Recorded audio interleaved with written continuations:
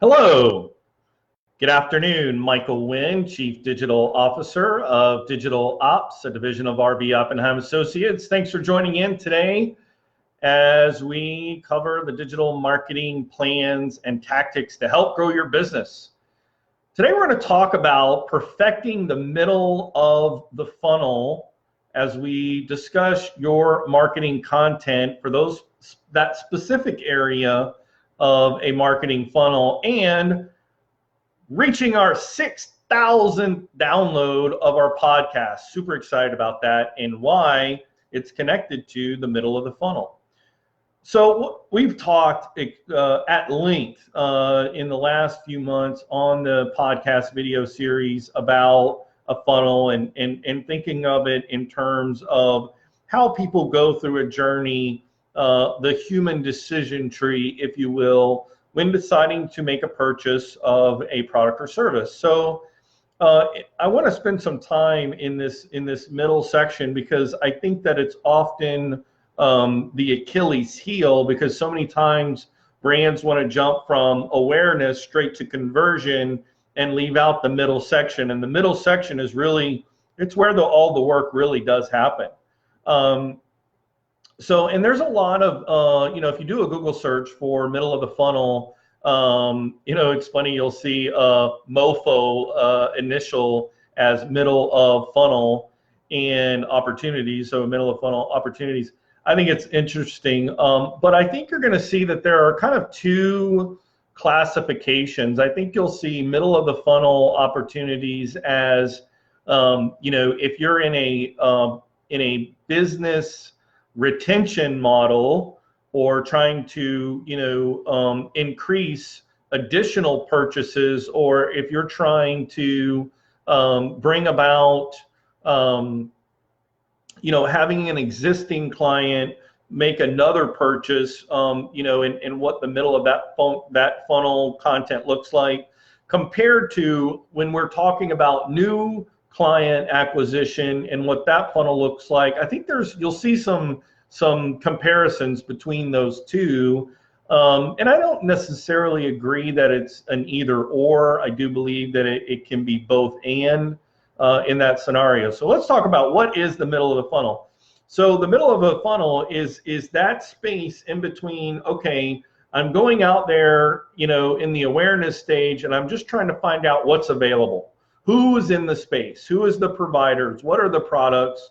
I'm just educating myself on the general market products and services. And then the one below it is I'm making a purchase. I'm signing an agreement. I'm taking action. So in between those two sort of states or decisions for that human decision tree that you go through, there's the middle. And that middle is really where the magic happens. And I think that the more businesses understand that and can really empathize with their target audience as they're in that section, I think that it makes sense. So, I think that to do that, maybe one of the things that you do is really try to, in your mind, create a moment where you literally find yourself in the same position or moment as your target audience, and you're sort of backing into, oh my gosh, if I only had this product, or if I only had the service as it relates to this moment, I would be better prepared. I would have a better outcome. My life would be enhanced, or my life would be better served if I had that. So I think that's really, kind of the understanding. So another sort of strategy is not only in creating those moments, but also understanding that I'm going to have already probably named or identified the 3 top people or the top products or the top brands that I'm going to use, in my final decision. And I think that means that you need to be aware of the competition. I think you need to be aware of what is the competition doing out there, because if you don't, then you don't have the lens that your potential client is looking through. You're kind of going around with one eye covered. if you don't have that lens and are at least aware of what that offering is. So understanding that, okay, in this stage, in this comparison, contrast, evaluation of services, comparing pros and cons of the 3 top companies, really understanding that this is an opportunity for you to really drive home your brand's value proposition. What is the differentiator of your business, your service, your product versus the competition? Because this is where I'm trying to make a decision on, okay, I'm gonna invest my time or my energy or my capital or my resources as a consumer, as a client, in engaging and doing business with this brand.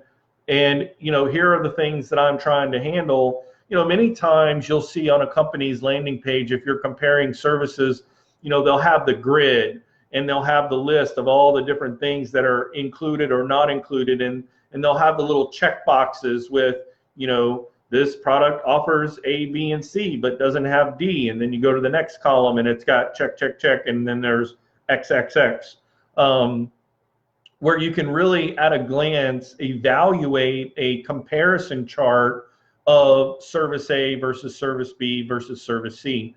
That's very typical content that you would find in the middle of the funnel.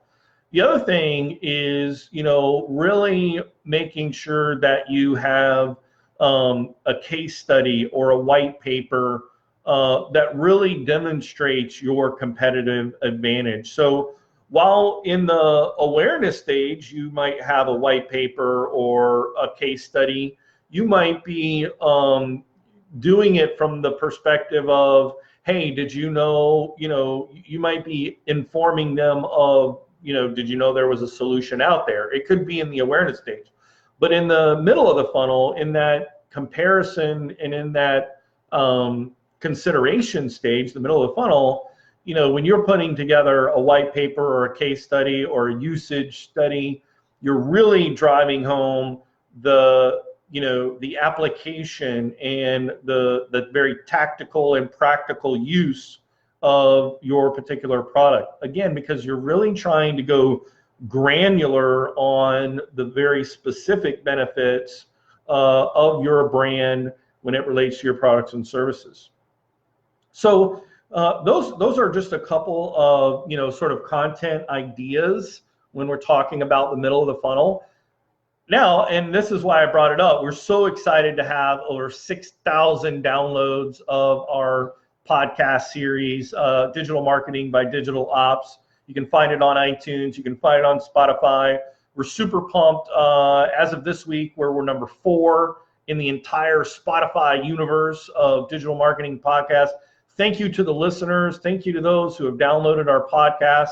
Whether you're a small business, mid-sized business, or enterprise level business, my intent is to share ideas and strategies in a very tactical, practical way to help educate you to be able to, really make a great decision when it comes to launching a successful campaign. And these ideas and these strategies and tactics just literally come from what I'm doing every day, day in and day out, and what our team is doing with our clients to see them succeed. And quite frankly, we have some failures too. I mean, that's the one thing when you are deploying content, creative content at scale, you're going to have some stuff that's not going to perform well. But that's the intent. That's the purpose behind putting out this mass amount of content, so that you can get a feel for and get a feedback from the whole market landscape and what the sentiment is and what's trending. But if you're only putting out limited content, it's really hard to do that. So I find it interesting on the podcast.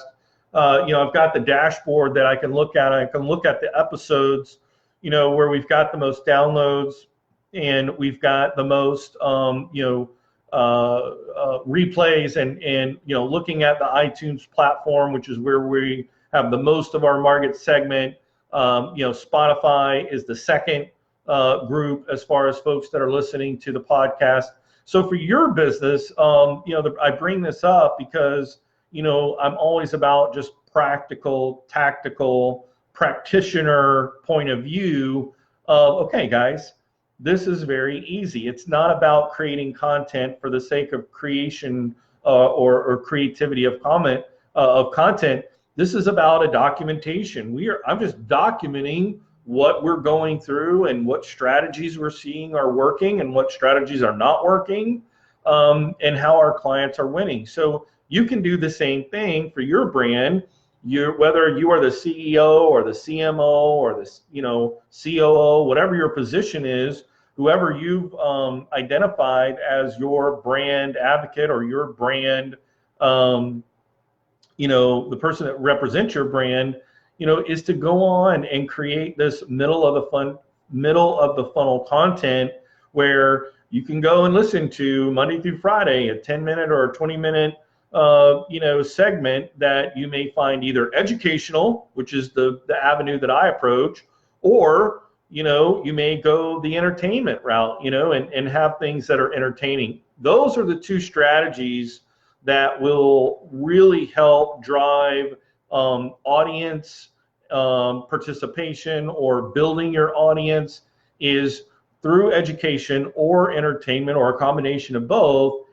That's what's really going to attract more people to tune in, whether it's on a video, whether it's on a podcast.